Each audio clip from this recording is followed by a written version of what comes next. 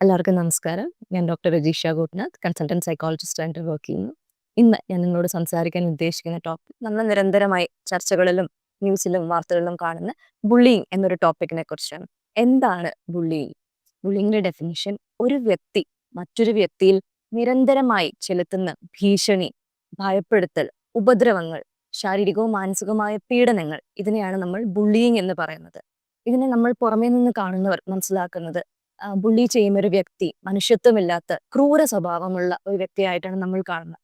എന്നാൽ ഇന്ന് ഗവേഷണത്തിന്റെ ഒരു ടോപ്പിക് തന്നെയാണ് ബുള്ളിയിങ് എന്ന് പറയുന്നത്. ഗവേഷണങ്ങൾ പറയുന്നത് ബുള്ളിയിങ് എന്ന് പറയുന്നത് ഒരു വ്യക്തി അല്ലെങ്കിൽ ഒരു കുട്ടി അതിന്റെ മാനസിക സംഘർഷങ്ങളെ വെളിപ്പെടുത്തുന്ന ഒരു കരച്ചിൽ, ഒരു രോദനമാണ് എന്നാണ് പറയുന്നത്. ഒരു കുട്ടിയുടെ ഡിഫൻസ് മെക്കാനിസം, ഈഗോ ഡിഫൻസസിൽ ഒന്നായിട്ടാണ് ഇന്ന് ബുള്ളിയിങ് കണക്കാക്കപ്പെടുന്നത്. ബുള്ളിയിങ്ങിന്റെ കാരണങ്ങൾ എന്തൊക്കെയാണ് എന്ന് നമുക്കൊന്ന് പരിശോധിക്കാം.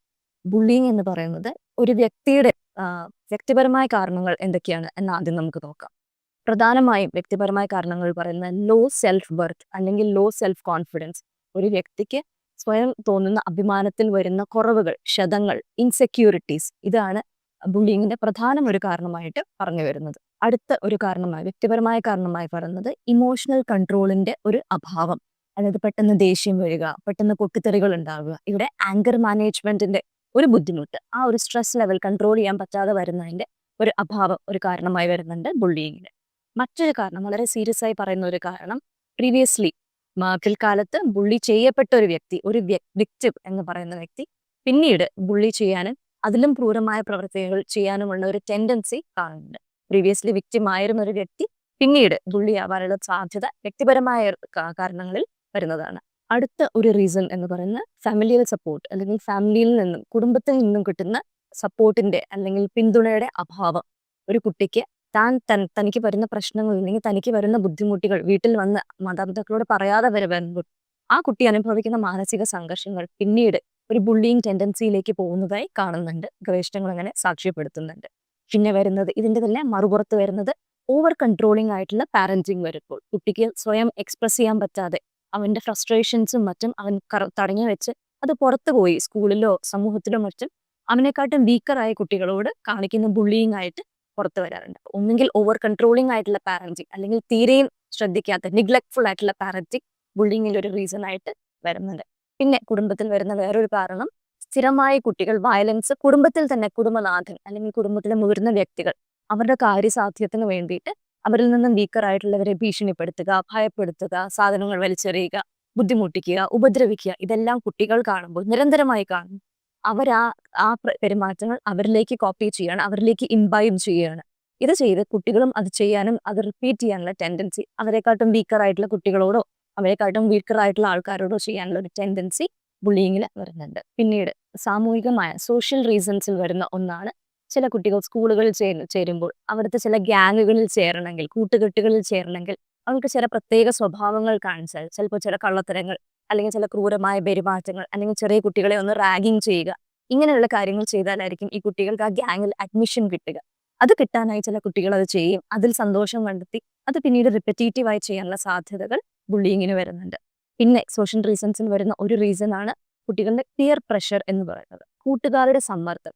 വളരെ വീക്കായിട്ടുള്ള ചില കുട്ടികൾ അവരിലും കുറച്ച് സ്ട്രെങ്ത് ഉള്ള, കുറച്ച് ഫിസിക്കലി സ്ട്രെങ്ത് ഉള്ള കുട്ടിയെ ലീഡറായി തിരഞ്ഞെടുത്ത് ആ കുട്ടിയെ കൊണ്ട് മറ്റുള്ളവരെ ഉപദ്രവിക്കുക, അവർക്ക് ആവശ്യമുള്ള കാര്യങ്ങൾ സാധിച്ചെടുക്കുക എന്നൊരു ടെൻഡൻസി ബുള്ളിയിങ്ങിൽ വരുന്നുണ്ട്. പിയർ പ്രഷർ കാരണവും ഒരു കുട്ടി ബുള്ളിയായി മാറാനുള്ള സാധ്യതകൾ വരുന്നുണ്ട്.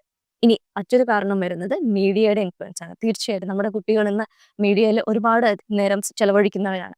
മീഡിയയിൽ വരുന്ന ഇൻഫ്ലുവൻസ് എന്ന് പറയുന്നത്, കുട്ടികൾ നിരന്തരമായി വയലൻസ് മീഡിയയിലൂടെ, എന്തിലൊക്കെ കൂടെ, ഗെയിംസിലൂടെ, വീഡിയോ റീൽസിലൂടെ, മൂവീസിലൂടെ, ഇതിലൂടെയെല്ലാം വയലൻസിനെ അവർ സാധൂകരിക്കുകയാണ്. വയലൻസ് വളരെ നോർമലൈസ് ചെയ്തുകൊണ്ടിരിക്കുകയാണ് ഇന്ന്. പല കുട്ടികളും വളരെ ഗോറിയായിട്ടുള്ള വയലൻസ് സീൻസ് കാണുമ്പോൾ പോലും അവർ തല പോലും ഒന്ന് തിരിക്കുന്നില്ല, അവരത് കണ്ടുകൊണ്ടേയിരിക്കുകയാണ്, അവർക്കത് നോർമൽ ആവുകയാണ്. ഇങ്ങനെ നോർമലൈസ് ചെയ്യുന്ന കുട്ടികൾ അത് അവരുടെ ജീവിതത്തിലും പേഴ്സണാലിറ്റിയിലും ഇംബൈബ് ചെയ്യാനുള്ള ടെൻഡൻസി വരികയും അവർ പിൽക്കാലത്ത് അവരെക്കാട്ടും വീക്കർ ആയിട്ടുള്ളവരെ ബുള്ളി ചെയ്യാനും ക്രൂരമായ സ്വഭാവം കാണിക്കാനും ഒരു ടെൻഡൻസി കാണിക്കുന്നുണ്ട്. ഇതെല്ലാം ഞാൻ പറഞ്ഞത് ബുള്ളിങ്ങിന്റെ കാരണങ്ങളാണ് പറഞ്ഞത്, വ്യക്തിപരവും സാമൂഹികപരവും ഒക്കെ ആയിട്ടുള്ള കാരണങ്ങളാണ് പറഞ്ഞത്. ഇനി ഞാൻ പറയുന്നത് ഇതിന്റെ ഫ്യൂച്ചർ എന്താണ്, ഇതിന്റെ പ്രോഗ്നോസിസ് എന്താണ്. ബുള്ളി ചെയ്യുന്ന ഒരു വ്യക്തി പിൽക്കാലത്ത് എന്തായി മാറാം. സമൂഹത്തിൽ പറയും ഇങ്ങനെയുള്ള കുട്ടികൾ പിന്നീട് നേരെ ആയിക്കൊള്ളും, അവർ വലുതാവുമ്പോൾ ഇതെല്ലാം ശരിയായിക്കൊള്ളും എന്ന് നമ്മൾ പറയും. എന്നാൽ ഗവേഷണങ്ങൾ കാണിക്കുന്നത് അങ്ങനെയല്ല. ഈ കുട്ടികൾ മുതിർന്ന വ്യക്തികളിലേക്ക് വരുമ്പോൾ അവർക്ക് ആങ്സൈറ്റി, ഡിപ്രഷൻ, സ്വയം മുറിവേൽപ്പിക്കാനുള്ള ടെൻഡൻസി അല്ലെങ്കിൽ സ്വയം ഇല്ലാതാവാനുള്ള ടെൻഡൻസി എല്ലാം ഉള്ളതായി കാണിക്കുന്നു. അതല്ലാന്നുണ്ടെങ്കിൽ ക്രിമിനൽ മനോഭാവമുള്ളവരോ അല്ലെങ്കിൽ ക്രിമിനൽ ടെൻഡൻസി ഉള്ളവരോ ആയിട്ട് ഇവർ മാറുന്നു എന്നാണ് കാണുന്നത്, എന്നാണ് പഠനങ്ങൾ സൂചിപ്പിക്കുന്നത്. ഇനി കാരണങ്ങൾ പറഞ്ഞു, ഇതിന്റെ ഫ്യൂച്ചർ എന്താണെന്ന് പറഞ്ഞു. അപ്പൊ നമുക്ക് തീർച്ചയായിട്ടും ഈ ഒരു ചക്രവ്യൂഹത്തിനെ ഖണ്ഡിക്കുക തന്നെ ചെയ്യണം. ഇത് ചെയ്യാനായിട്ടുള്ള ഇന്റർവെൻഷൻ മെത്തേഡ്സ് എന്തൊക്കെയാണ് എന്നാണ് ഞാൻ പറയുന്നത്. ഇതിൽ തീർച്ചയായിട്ടും ഫാമിലിക്കുള്ള റോള് വലുതാണ്. ഫാമിലിയിൽ ചെയ്യേണ്ടത് ഒന്ന്, ഇങ്ങനൊരു ബുള്ളിങ് ഒരു ഇൻസിഡന്റ് വരുമ്പോഴത്തേക്കും നമ്മളതിനെ മറച്ചു പിടിക്കുക എന്നല്ല ചെയ്യേണ്ടത്. അതിനെ അഡ്രസ്സ് ചെയ്യുക. കുട്ടികളെ ശാസിച്ചും വഴക്ക് പറഞ്ഞ് മാറ്റി നിർത്തുകയല്ല വേണ്ടത്. അവരെ മനസ്സിലാക്കി ഈ ബുള്ളി ചെയ്ത കാരണം എന്താണെന്ന് മനസ്സിലാക്കി അത് അഡ്രസ്സ് ചെയ്ത് വേണമെങ്കിൽ ഒരു പ്രൊഫഷണൽ സപ്പോർട്ട് തേടി നമ്മളിത് അഡ്രസ്സ് ചെയ്യുക എന്നതാണ്. ഈ കുട്ടികളെ മറച്ചു പിടിക്കുക എന്നല്ല പാരൻസ് ചെയ്യേണ്ടത്. അടുത്ത ലെവൽ ഓഫ് ഇന്റർവെൻഷൻ സ്കൂളുകളിലാണ് വരുന്നത്. സ്കൂളുകളിലെ ടീച്ചേഴ്സും മാനേജ്മെന്റ്, സ്കൂളിലെ ടീച്ചേഴ്സിന് ചെയ്യാവുന്ന ഒരു പരിധി വരുന്നത് മാനേജ്മെന്റിന്റെ കൂടി സപ്പോർട്ട് കിട്ടിയത്. സ്കൂളിൽ ബുള്ളിങ്ങിന്റെ ഒരു ഇൻസിഡന്റ് വന്നു, അതിനെ മറച്ചു പിടിക്കുക എന്നതല്ല, അതിനെ അഡ്രസ്സ് ചെയ്യുക. പല സ്കൂളുകളും സ്കൂൾ കൗൺസിലേഴ്സിന്റെ ഫെസിലിറ്റീസ് അവൈലബിൾ ആണ്. സ്കൂൾ കൗൺസിലറും ടീച്ചേഴ്സും മാനേജ്മെന്റും കൂടി ചേർന്നിരുന്ന് ഈ കുട്ടികളെ ചേർത്ത് പിടിച്ച് അവരുടെ എന്താണ് പ്രശ്നങ്ങളെന്ന് മനസ്സിലാക്കി ഈ ഓരോ ഇൻസിഡന്റിനെ അഡ്രസ്സ് ചെയ്യുക എന്നതാണ് ഇതിലെ മെയിൻ ഒരു ഇന്റർവെൻഷൻ പറയുന്നത്. പിന്നെ ഇതിലൊന്നും നിൽക്കുന്നില്ല എന്നുണ്ടെങ്കിൽ തീർച്ചയായിട്ടും പ്രൊഫഷണൽ ആയിട്ടുള്ള സപ്പോർട്ട് നമുക്ക് തേടാവുന്നതാണ്. പ്രൊഫഷണൽ ആയിട്ട് കൗൺസിലറിന്റെ ഒരു സൈക്കോളജിസ്റ്റിന്റെ സപ്പോർട്ട് തേടി നമുക്ക് ഈ കുഞ്ഞുങ്ങളെ ചേർത്ത് പിടിച്ച് നമുക്ക് മുന്നോട്ട് പോകാൻ പറ്റും. ബുള്ളിങ്ങിന്റെ കാരണങ്ങളും ഇതിന്റെ ഇന്റർവെൻഷൻ മെത്തേഡ്സും എല്ലാം തന്നെ പറഞ്ഞു. ഈ വീഡിയോ കാണുന്ന എല്ലാവരും തന്നെ ഇത് കണ്ടു കഴിഞ്ഞ് ഇനി ഇങ്ങനൊരു ഇൻസിഡന്റ് കേൾക്കുകയോ വായിക്കുകയോ ചർച്ചകളിൽ വരികയോ ചെയ്യുമ്പോൾ ബുള്ളി ചെയ്ത വിക്ടിമിനെ കുറിച്ച് മാത്രമല്ല, ബുള്ളി ചെയ്യുന്ന വ്യക്തിയെ കുറിച്ച് കൊണ്ടൊന്ന് മനസ്സിലാക്കാൻ ശ്രമിക്കുക. നമ്മുടെ ചുറ്റുമുള്ള സിറ്റുവേഷൻസിലാണ് ഇങ്ങനൊരു ബുള്ളിങ് ഉണ്ടായിട്ടുണ്ടെങ്കിൽ തക്കതായ സപ്പോർട്ട്, പ്രൊഫഷണൽ ആവട്ടെ, ഫാമിലിയൽ ആവട്ടെ, സോഷ്യൽ ആവട്ടെ, സപ്പോർട്ട് ആ കുട്ടിക്ക് നൽകാവുന്ന തരത്തിൽ നമ്മുടെ പെരുമാറ്റം മുന്നോട്ട് വരിക. ഈ ചക്രവ്യൂഹത്തെ, ഈ ഒരു വിഷ്യസ് സൈക്കിളിനെ തീർച്ചയായിട്ടും നമുക്ക് ഒരുമിച്ച് മുന്നോട്ട് പോയി ഖണ്ഡിക്കുക തന്നെ ചെയ്യാൻ കഴിയും.